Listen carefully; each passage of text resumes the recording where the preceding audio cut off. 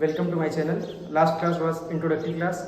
पिछली क्लास में हमने सिलेबस के बारे में जाना था, यूपीएससी का क्या सिलेबस है साइंस एंड टेक्नोलॉजी का, और उसको हम कैसे कवर करेंगे। Today onwards we are going to start a new chapter, robotics. आज से हम रोबोटिक्स स्टार्ट करने जा रहे हैं, आर्टिफिशियल इंटेलिजेंस एंड रोबोटिक्स।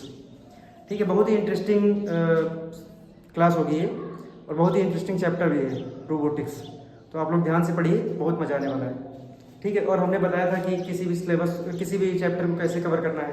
तो मेनली हमने बताया था कोई भी चैप्टर होगा उसको हम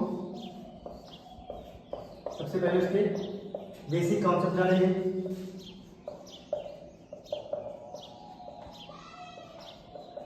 उसके बाद एप्लीकेशंस,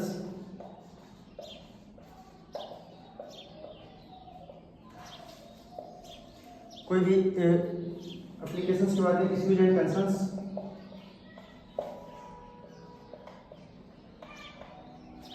कोई भी टेक्नोलॉजी होती है उसके पॉजिटिव्स भी होते हैं, नेगेटिव्स भी होते हैं। तो हम जो अच्छी बातें हैं वो एप्लीकेशंस में जानेंगे, और जो इश्यूज एंड कंसर्न्स हैं वो हम जो उसकी खराब बातें हैं वो इश्यूज एंड कंसर्न्स में जानेंगे। इसके बाद अगला हमारा है India and world. India and world में इसका क्या स्टेटस है, इंडिया में क्या स्टेटस है और वर्ल्ड में क्या स्टेटस है, हम इसके बारे में जानेंगे। तो बेसिक कॉन्सेप्ट में हम सबसे पहले ये जानेंगे कि रोबोट क्या होते हैं, कितने तरह के रोबोट होते हैं, रोबोट कैसे बनाए जाते हैं, कैसे कौन कौन से सब्जेक्ट की जरूरत पड़ती है, रोबोट और रोबोटिक्स में क्या डिफरेंस होता है। ये सारी चीज़ें हम बेसिक कॉन्सेप्ट में जानेंगे। बेसिक कॉन्सेप्ट में रोबोट क्या होते हैं, टाइप्स ऑफ रोबोट्स,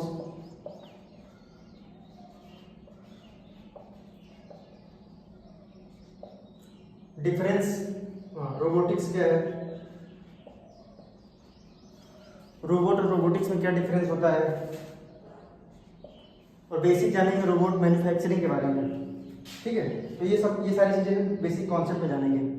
और हाँ, laws of robotics, laws of robotics के बारे में जानेंगे। ये सारी चीजें बेसिक कॉन्सेप्ट में जानेंगे। एप्लीकेशंस में हम जानेंगे कि जो रोबोट है उनका कहाँ कहाँ यूज हो रहा है, क्या क्या एप्लीकेशन है। तो अलग अलग, जैसे इंडस्ट्री में भी यूज हो रहा है, डिफेंस सेक्टर में यूज हो रहा है, मेडिकल सेक्टर में यूज हो रहा है। तो जहाँ जहाँ इसके एप्लीकेशन है उसके बारे में जानेंगे। इंडस्ट्रियल रोबोट के बारे में जानेंगे।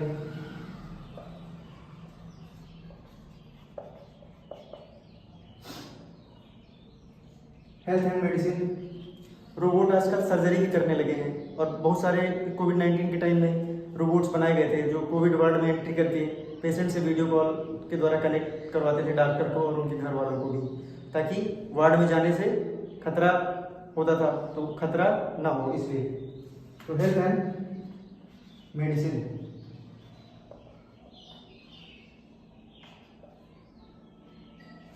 उसके बाद डिजास्टर मैनेजमेंट में भी रोबोट का यूज किया जाता है। जैसे कोई बहुत ज़्यादा भूकंप आ गया, मलबा दबा हुआ है, तो एक मान लीजिए सांप की तरह का रोबोट बना दिया गया, और वो सांप छोटे से छोटे होल में जाके घुस जाएगा, और वहाँ दबे लोगों में पता लगा सकेगा कि कौन जिंदा है कौन मरा हुआ है। तो जो हम जिंदा है, जो जिसमें सांस चल रही है, उसको पहले बचाने की कोशिश करेंगे। तो अच्छे से डिजास्टर मैनेजमेंट किया जा सकता है रोबोटिक्स की सहायता से। रोबोट से डिजास्टर मैनेजमेंट,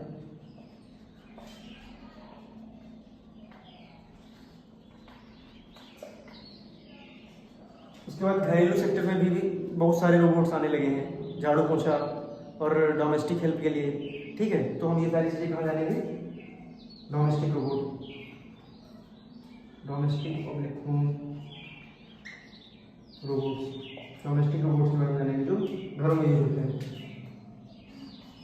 इसके बाद रोबोट जो है एग्रीकल्चर सेक्टर में भी यूज होने लगे। हालांकि इंडिया में अभी भी मैनुअल लेबर के द्वारा सारा एग्रीकल्चर का काम किया जाता है, इंडिया में अभी रोबोट्स नहीं यूज होते हैं, लेकिन जो हमारे डेवलप्ड कंट्री है वहाँ पे रोबोट्स का यूज एग्रीकल्चर में किया जाने लगा है। एग्री सेक्टर,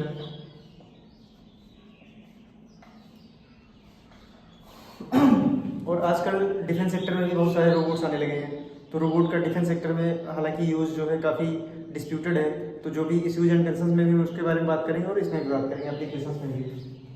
तो डिफेंस में ये इतनी सारी चीज़ें हम बात करेंगे। ठीक है, इसके अलावा इश्यूज एंड कंसर्न्स में हम ये जानेंगे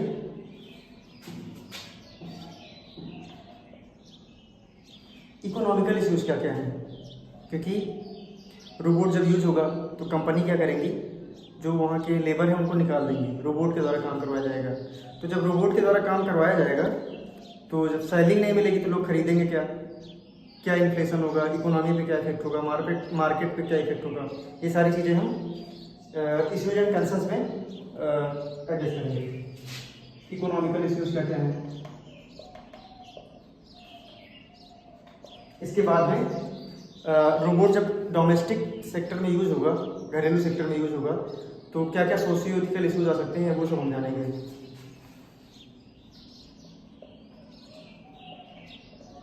सोशियो इथिकल इश्यूज। उसके बाद जब डिफेंस सेक्टर में रोबोट का यूज़ होगा तो काफ़ी डिस्प्यूटेड है। क्यों? क्योंकि डिफेंस सेक्टर में चाहे वो पाकिस्तानी मर रहा हो या कोई भी हमारा दुश्मन मर रहा हो, क्यों दुश्मन ही मर रहा हो, लेकिन है तो वो आदमी, तो हम ऐसी मशीनें बना रहे हैं, ऐसे रोबोट्स बना रहे हैं जिनके द्वारा हम आदमियों को मरवा रहे हैं, मनुष्य को मरवा रहे हैं। है तो हमारा भाई ना, तो कुछ गलती होने पर वो हमें भी मार सकता है या हमें नहीं मारेगा, लेकिन मशीनों से हम अपने भाई को मरवा रहे हैं अपनी। तो ये आगे आने वाले समय में सभ्यता के लिए हमारी खतरा भी बन सकता है, जैसे कि कुछ मूवीज़ में भी दिखाया गया है। या फिर तो डिफेंस सेक्टर में काफ़ी ज़्यादा डिस्प्यूटेड है, ये सब अच्छे से डिस्कशन हम उसी में करेंगे। Defence sector. उसके बाद में जब आजकल क्या होने लगा है कि जब घरों में रोबोट आ चुका है तो रोबोट को तो जो कमांड दो वो फॉलो करेगा। डोमेस्टिक सेक्टर में जो भी रोबोट आए हैं, स्किन बनाई जाने लगी है, केमिकल्स का यूज़ करके स्किन बनाई जाने लगी है, बाल बनाए जाने लगे हैं, तो ये दिखने में रोबोट बिल्कुल आदमी के जैसे बनना शुरू हो गए हैं ऑलरेडी। एग्जाम्पल सोफिया और उसके बाद बहुत सारे रोबोट्स जो हैं जो आदमी की तरह बनना शुरू हो गए हैं या अभी भविष्य में और अच्छे से बनने लगेंगे। तो जो एक खतरा आएगा रोबोटिक प्रोस्टिट्यूशन का, उसके बारे में भी हम बात करेंगे। और साथ ही जब घरों में रोबोट आएंगे तो कैसे हमारी सेफ्टी हैम्पर हो सकती है और क्या क्या इश्यूज आएंगे, तो ह्यूमन रोबोट को एग्जिस्टेंस, उसके बारे में हम लंबा डिस्कशन करेंगे।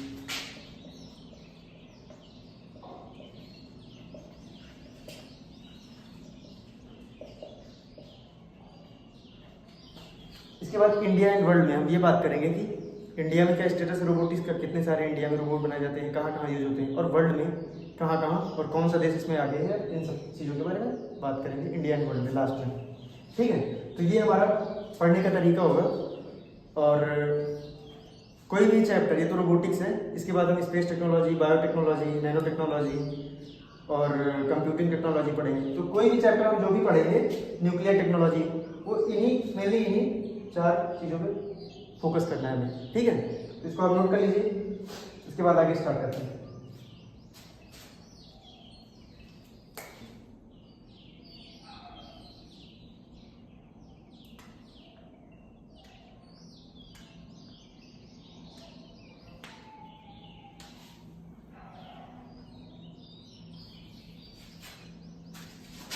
नोट कर लिया होगा आपने।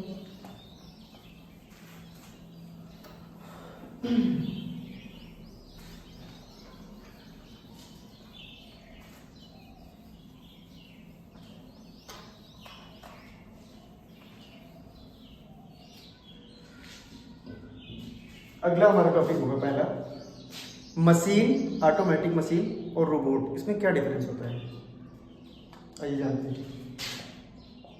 मशीन, ऑटोमेटिक मशीन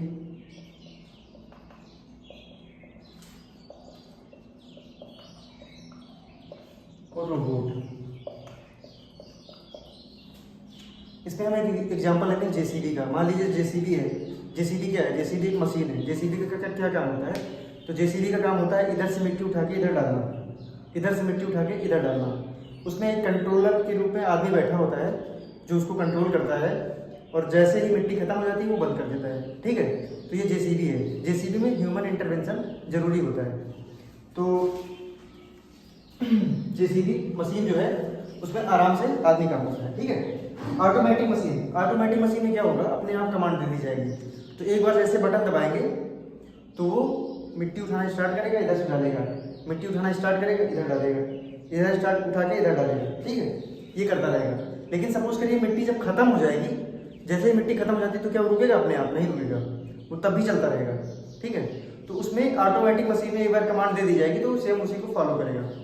अब रोबोट, अगर उसमें कैमरे भी लगा दिए जाएँ जेसीबी में, सेंसर भी लगा दिए जाएँ, तो अपने आप वो क्या करेगा, जैसे मिट्टी खत्म हो जाएगी वो सेंस कर लेगा, कैमरा बता देगा सेंसर को कि मिट्टी खत्म हो गई है, तो सेंसर सेंस करके ऑटोमेटिक कमांड दे देगा जेसीबी को, जेसीबी अपने आप बंद हो जाएगी। तो इसमें देखिए, इसमें थोड़ा थोड़ा सा ये डिफरेंस होता है। मशीन में ह्यूमन इंटरवेंशन,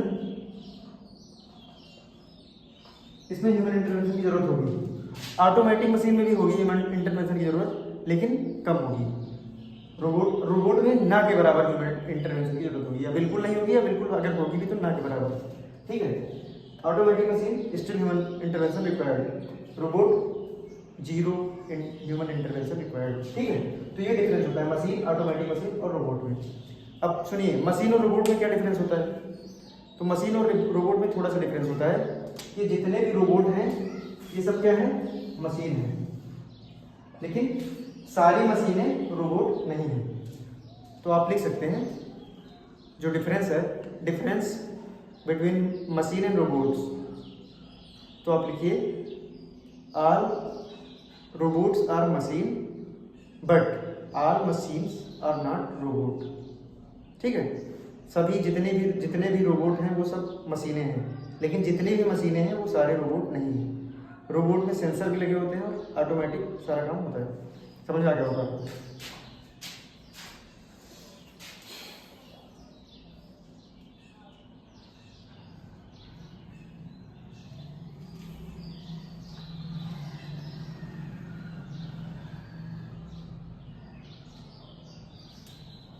ठीक है, ये आंसर समझ आया। अब अगला हम डिस्कस करते हैं रोबोट क्या होता है। तो जैसे ही रोबोट का नाम लेते हैं आपके दिमाग में रजनीकांत मूवी वाला चिट्टी आ जाता होगा रोबोट, और शाहरुख खान की मूवी आई थी उसमें भी रोबोट था, और बहुत सारी हॉलीवुड मूवीज आती हैं उसमें रोबोट रहता है। तो आपके दिमाग में केवल वही आ जाता है ना, लेकिन रोबोट केवल वही रजनीकांत वाला नहीं है। रोबोट बहुत सारे होते हैं, कुछ स्टैटिक रोबोट होते हैं जो खड़े खड़े असेंबली का काम करते हैं। जैसे मैक्सिमम रोबोट तो क्या है, स्टैटिक रोबोट होते हैं, वो खड़े रहते हैं, ठीक है। वो असेंबली का काम करते हैं, असेंबलिंग का। जैसे ऑटोमोबाइल सेक्टर में सबसे ज़्यादा कार की असेंबलिंग करनी है, एक ने टायर लगाया उसको आगे पास किया कार को, दूसरे ने शीशा लगा दिया उसको फिर आगे पास कर दिया, तीसरे ने इंजन पे कोई स्क्रू टाइट कर दिया। इस तरह बढ़ते बढ़ते बढ़ते लास्ट में कार जाके तैयार होती है। इसी तरह मोबाइल में कोई स्क्रीन लगाया, कोई प्रोसेसर लगाया, कोई बैक पैनल लगाया और आगे बढ़ाता जाता है, ठीक है। तो मोबाइल, लैपटॉप और ऑटोमोबाइल मैन्युफैक्चरिंग में ये असेंबलिंग रोबोट सबसे ज़्यादा यूज़ किए जाते हैं। ये मेनली स्टैटिक रोबोट होते हैं। तो रोबोट मशीनों की तरह भी दिखते हैं न, और ये मेडिकल सेक्टर में बहुत सारे रोबोट यूज़ किए जाते हैं, ठीक है। तो आप रोबोट की परिभाषा लिख लीजिए। A robot is an automatic self control. A robot is an automatic, self-controlled, multi-purpose and reprogrammable machine. A robot is an automatic, self-controlled, multi-purpose and reprogrammable machine which can replace human labor and can perform tasks without human intervention. A robot is an automatic, self-controlled, multi-purpose and reprogrammable machine which can replace human labor and can perform a task without human intervention. ठीक है, तो उसमें self control manner में वो काम करता है robot, human intervention की कम से कम जरूरत पड़ती है ना। तो आपको रोबोट समझ में आ गया होगा। अगला हमारा टॉपिक है रोबोटिक्स।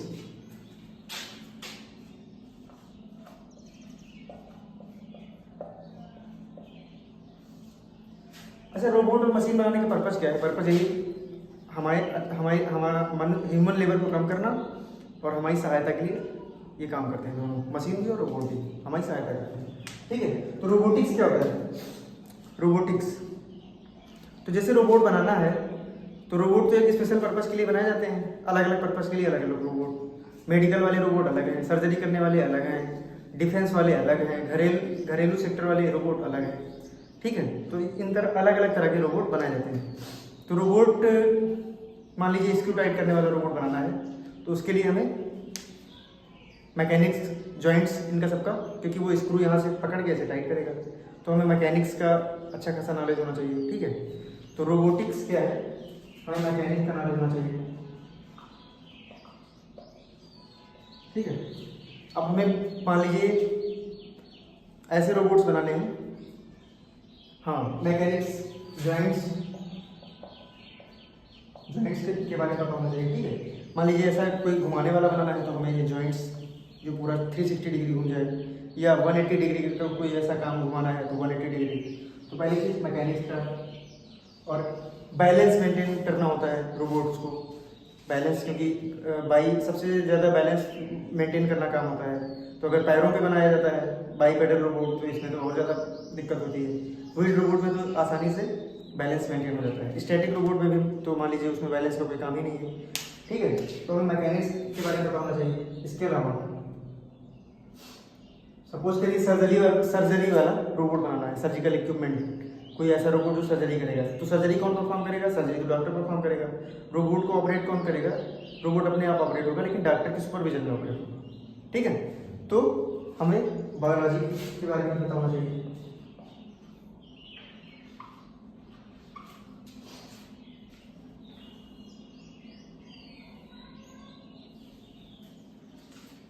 रोबोटिक्स में अंदर क्या होता है, वो इलेक्ट्रॉनिक सर्किट होती है, ठीक है। तो हमें इलेक्ट्रॉनिक सर्किट के बारे में पता होना चाहिए, electrical and electronic circuit, electrical and electronics के बारे में हमें पता होना चाहिए, ठीक है। और robotics can also link with biology, economy etcetera. तो ये जो सबका, हाँ, कंप्यूटर साइंस का भी हमें पता होना चाहिए, क्योंकि बहुत सारा रोबोटिक के अंदर जो भी कमांड देते हैं उसमें कंप्यूटर की जरूरत पड़ती है, तो हमें कंप्यूटर के बारे में पता होना चाहिए। Economy, robotics is also linked with economy, ठीक है। तो रोबोट एक मशीन हो गई, लेकिन रोबोटिक्स क्या है, इन सब रोबोटिक्स के बारे में हमें इन सबको स्टडी करना होता है। रोबोट बनाने के लिए जो जो जरूरत पड़ती है रोबोटिक्स के बारे में, वो हमें रोबोटिक्स से पता चलता है, ठीक है। तो रोबोटिक्स आप लिख लीजिए, रोबोटिक्स क्या है, robotics is a multidisciplinary area. Robotics is a multidisciplinary area associated with development and application of robot. In robotics, different branches of science and engineering is involved, such as material science, electronics, computers, mechanics, economy and biology, etc. ठीक है। तो आपको समझ में आ गया होगा कि robot और रोबोटिक्स में क्या डिफरेंस होता है, ये भी समझ में आ गया होगा। रोबोट क्या है, रोबोटिक्स क्या है, ये भी समझ में आ गया होगा, ठीक है। अगला हमारा टॉपिक होगा रोबोटिक सिस्टम। क्या होगा रोबोटिक सिस्टम, मतलब रोबोट कैसे बनते हैं, मेनली उनमें क्या क्या पार्ट्स होते हैं। अगला हमारा टॉपिक होगा रोबोटिक सिस्टम।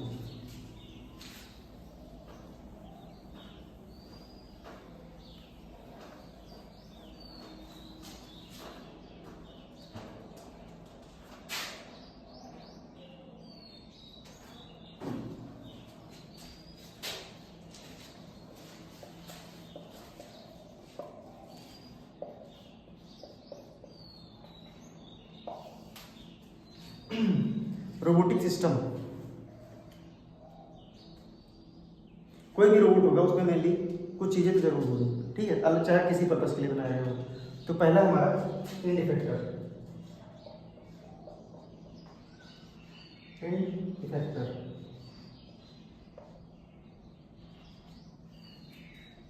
ठीक है। एंड इफेक्टर जैसे हमारा मान लीजिए स्क्रू टाइट करने वाला रोबोट है, तो लास्ट में जो स्क्रू ड्राइवर लगा होगा उसमें वो एंड इफेक्टर होगा।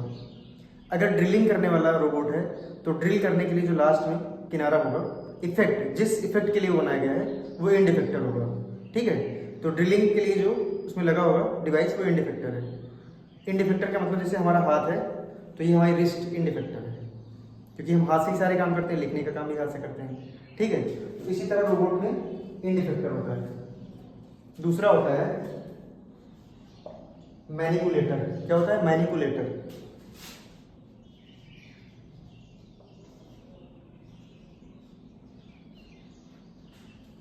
मैनिपुलेटर क्या है? जिस एंड से जिसके एक एंड से क्या कनेक्ट रहता है? एंड इफेक्टर कनेक्ट रहता है, वो होता है मैनिपुलेटर। जैसे हमारी ये रिस्ट है तो रिस्ट हमारी एंड इफेक्टर हो गई, और रिस्ट किससे कनेक्ट है?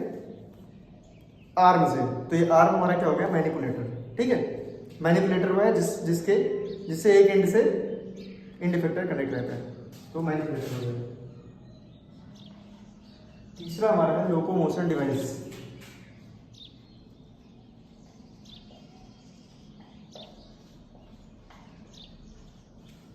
लोकोमोशन डिवाइस क्या होती है?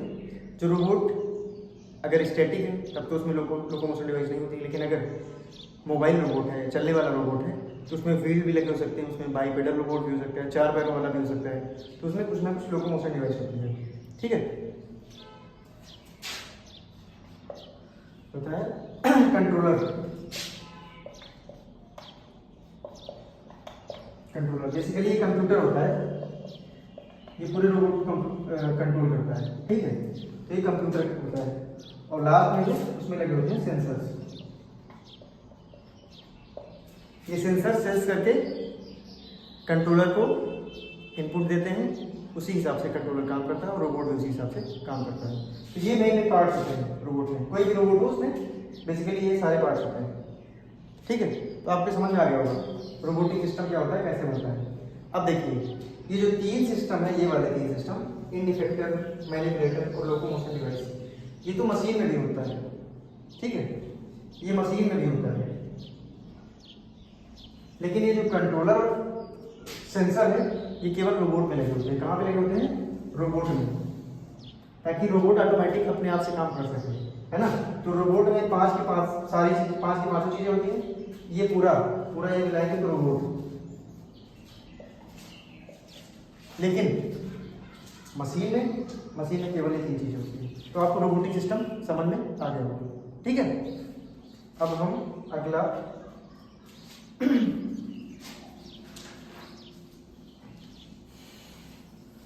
टॉपिक स्टार्ट करते हैं, टाइप्स ऑफ रोबोट। रोबोट कितने तरह के होते हैं?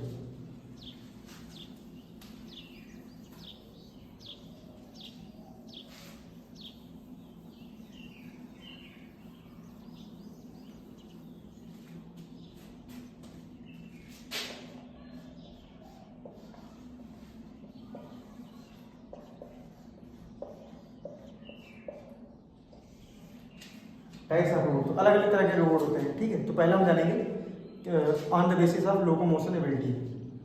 पहला रोबोट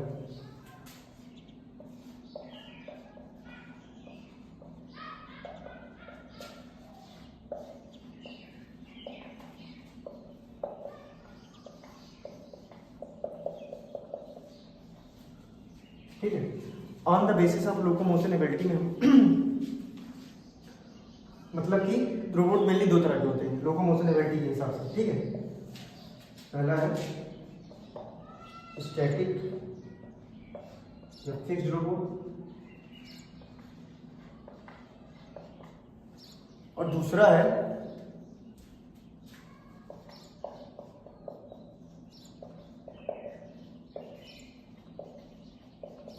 मोबाइल रोबोट। स्टैटिक या फिक्स्ड रोबोट ये मेनली असेंबलिंग के लिए काम आते हैं, असेंबली ऑपरेशन, ठीक है। तो बताया था जो मान लीजिए ऑटोमोबाइल कंपनी है, कोई कार बनाने वाली कंपनी है, और उसमें रोबोट सेटअप कर दिए जाते हैं, एक रोबोट इधर, एक रोबोट इधर, एक रोबोट इधर, एक रोबोट इधर। अब कार बनाने वाली कंपनी है, तो एक रोबोट ने कार का इंजन लगाया, अगले ने रोबोट का इंजन लगा के उसको पास कर दिया। मूविंग बेल्ट होती है, वो बेल्ट पे अपने आप बढ़ाता जाता है, जिस रोबोट का जो काम है वो करता है, वो बढ़ाता जाता है, ठीक है। तो अगले वीडियो में आपको उसका फोटो दिखा देंगे जो बेल्ट होती है और कैसे रोबोट लगे होते हैं, या आप गूगल पे देख सकते हैं कि मतलब static fix robot in automobile sector डाल के आप देख सकते हैं, ठीक है। तो एक रोबोट इधर लगा, मटेरियल पास किया, दूसरे ने पहिया टाइट किया, फिर आगे पास किया, तीसरे ने शीशा लगाया, आगे पास किया, आगे चौथे ने सीट लगाई, फिर आगे पास किया। इस तरह कर करके ये स्टैटिक और फिक्स रोबोट इसी तरह लैपटॉप बनाने या मोबाइल बनाने में पास करते रहते हैं। आगे अगले वीडियो में हम आपको इमेज दिखा देंगे, ठीक है। अब आते हैं मोबाइल रोबोट पे। मोबाइल रोबोट दो तरह के होते हैं।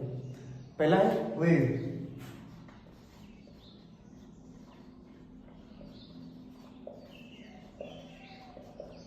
व्हील्ड रोबोट जिसमें पहिए लगे होते हैं चलने के लिए, ठीक है। तो फ्लैट सरफेस भी चल सकते हैं, ये फ्लैट सरफेस पे चल सकते हैं व्हील्ड रोबोट। और रैंप अगर कोई है तो रैंप पे भी चल सकते हैं, है ना।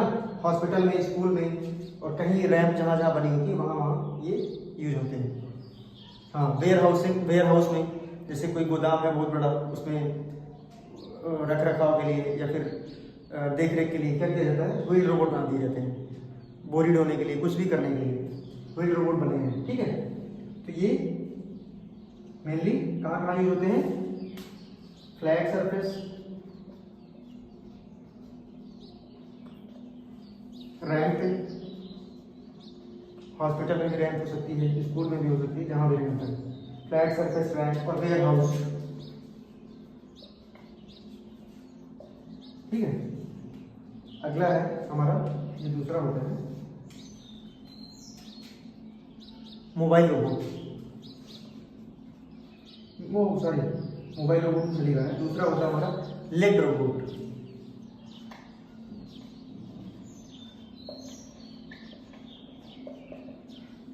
लेग रोबोट वो होते हैं जिसमें पैर लगे होते हैं। ये मेनली बाईपेडल भी हो सकते हैं, 2 पैरों से चलने वाले, और 4 पैरों वाले भी हो सकते हैं, ठीक है। तो लेग रोबोट बनाना थोड़ा टफ टास्क होता है, बैलेंस मेंटेन करना होता है उसको, और चलना फिरना भी होता है। लेकिन इनका ये फायदा होता है कि ये अनइवन सरफेस पे भी चल सकते हैं। जैसे पैर हैं हमारे, तो हम बराबर पे भी चल सकते हैं, जीने पे भी चल सकते हैं, ठीक है। तो ये फ्लैट पे भी चल ही सकते हैं, अनइवन सरफेस पे भी चल सकते हैं, है ना। लेकिन इसमें बैलेंस बनाना थोड़ा टफ टास्क होता है। और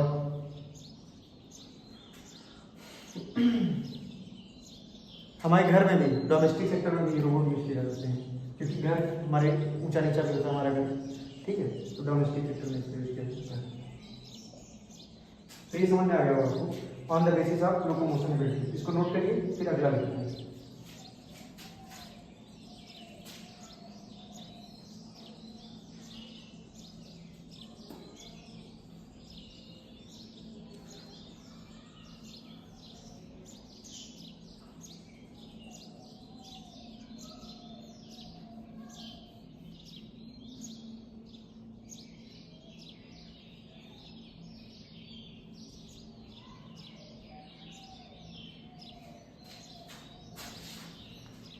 अगला है हमारा on the basis of working ability, types of robots on the basis of working ability. इससे पहले होता है लोकोमोशन एबिलिटी, ये वाला है working ability. On the basis of working ability. अच्छा, वर्किंग एबिलिटी, रोबोट अच्छा काम करते हैं या इंसान, ह्यूमन अच्छा काम करेगा? आप बताइए, सोच के बताइए, रोबोट अच्छा काम करेगा या ह्यूमन अच्छा काम करेगा? सोच लिया, ठीक है। अब हम बता रहे हैं, कुछ काम ऐसे हैं जो रोबोट अच्छे से करेगा और कुछ काम ऐसे हैं जो आदमी अच्छे से करेगा, ठीक है। तो उसके हिसाब से हम वर्किंग एबिलिटी के हिसाब से रोबोट को हम 2 कैटेगरी में बांट देते हैं। पहला है